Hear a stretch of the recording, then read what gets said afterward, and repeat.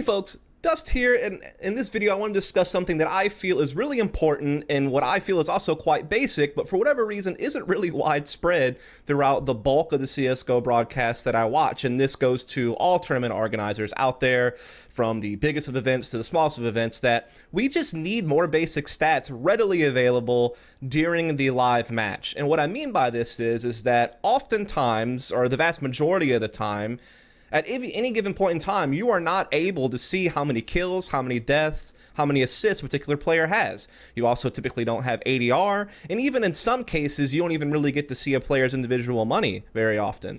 Now, a lot of tournament organizers have solved the issue of making sure that, people are going to be able to see the money that a particular team has. But again, you very rarely get to see the KDA of every player in the server. Usually you're limited to just seeing the stats of the player of the POV that you're currently seeing on stream. But if you want to see what everybody else has in the server, you typically have to pull up an HLTV match page to be able to get that information. And I think that as a viewer and as an analyst, or really anyone out there, even if you're just a basic level fan, you probably want access to that information without having to open up some type of third party to be able to get it. And this used to not be as much of an issue really early on in Counter-Strike, because a lot of people, were just using the basic in-game HUD, and that information will pop up at the beginning of the round, like how many kills, deaths, assists someone has, and all that good stuff. But as production value has increased over time, we've added, crowd shots or, camera shots of the team on the table or the booth between rounds. Or, we've obviously now, and most recently, really seen this trend of people creating custom HUDs, which can be good, as long as it doesn't stray too far away from the default HUD, because then you make it hard for viewers to know where to look for stuff. But if you do a nice, well-done HUD, you can even improve it, make it better than the default one. You can either add more information that wasn't there that makes it easier for the viewer, or you can move things around to be able to fit more stuff on screen, whether it be sponsor stuff, whether it be you want to pop out some cool stats in the middle of the game or something like that. Whatever the case may be, we've been seeing custom HUDs created. But again, we still very often don't see most tournaments have basic information about kills, deaths, and assists. And I would even say some other basic stats we could really use is ADR and a timeline of the match, because if I'm just tuning in the middle of a game, it would be super helpful to know how many rounds a team has won in a row. Has someone just had a hard reset? Usually commentators are pretty good about pointing out this information, but maybe you just happen to catch it after they said it when you tune in, or maybe they're focused on something else that's more important at the time to discuss, and so therefore you're not really quite sure where you're at in the game. You know what the total score is of the match, obviously, by looking up top, but maybe you don't know how many rounds in a row someone won. So I think that having a match timeline where you can see that is also a pretty basic thing that is very helpful alongside KDA and possibly ADR. And there's probably some other basic things that you might come up with that you think is really important, but I'm not so concerned about more advanced stats being on stream all the time, like flash assist, for example, or kill assist, or amount of multi-frag rounds. Like some of these more advanced statistics, I don't think have to be on the stream during the live match. It could be something that gets put in a graphic in a post-game or pre-game segment, something that gets touched on the analyst desk between games. But at the very least, we need the basic KDA and stuff on stream, and we don't have it at virtually most of the tournaments that you watch. And again, I think it's crazy this has gotten overlooked, because I think that it's so vital to a broadcast to be able to track that, to be able to track a player's performance throughout a game, to be able to quickly tell how well someone is doing.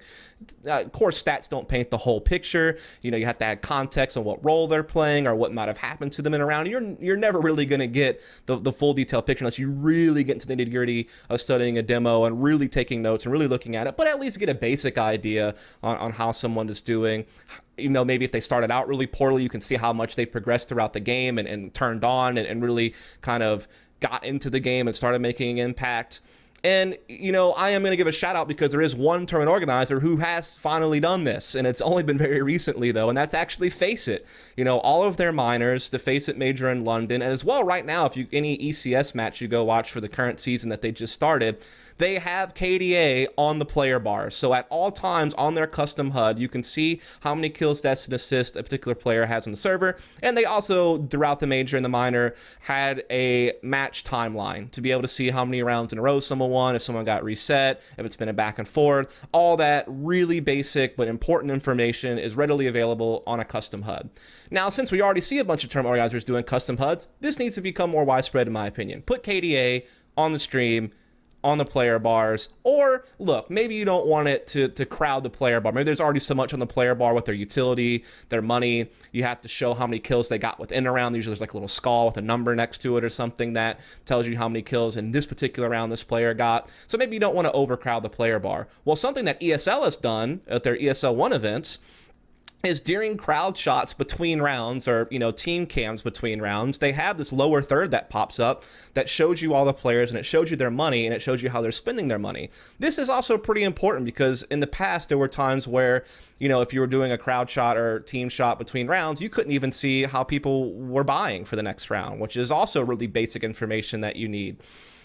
So ESL 1 kind of solved this by having this lower third that shows you all that. The problem is that player bar, or that lower third rather, is really redundant, because not only does it show you every individual's money and how they're spending it and what gun they now have and what tool they now have, it has this section that shows the team's overall money, and then it also shows you the team's overall equipment value. That's redundant information. I don't need to know that. I just need to know what every player has and how much money each player has. I don't need to know the overall sum. This number, I think, is just not useful at all. They could replace that section with KDA, ADR, things like that. So my point is I don't care how they want to solve this, whether they want to put it as part of a graphic that's on a lower third during a team cam or crowd shot, whether they want to put on the player bar in the match, whether they want to just show the scoreboard more often through the observer feed, or whatever the case may be between rounds. Maybe don't do a crowd shot or team shot between every round. Maybe actually let the in-game HUD pop up those stats. I'm not saying it has to be every round, but every couple of rounds. Right now, it happens virtually never. Like you see it at halftime or at the end of the game, or again, you have to pull up an HLTV page.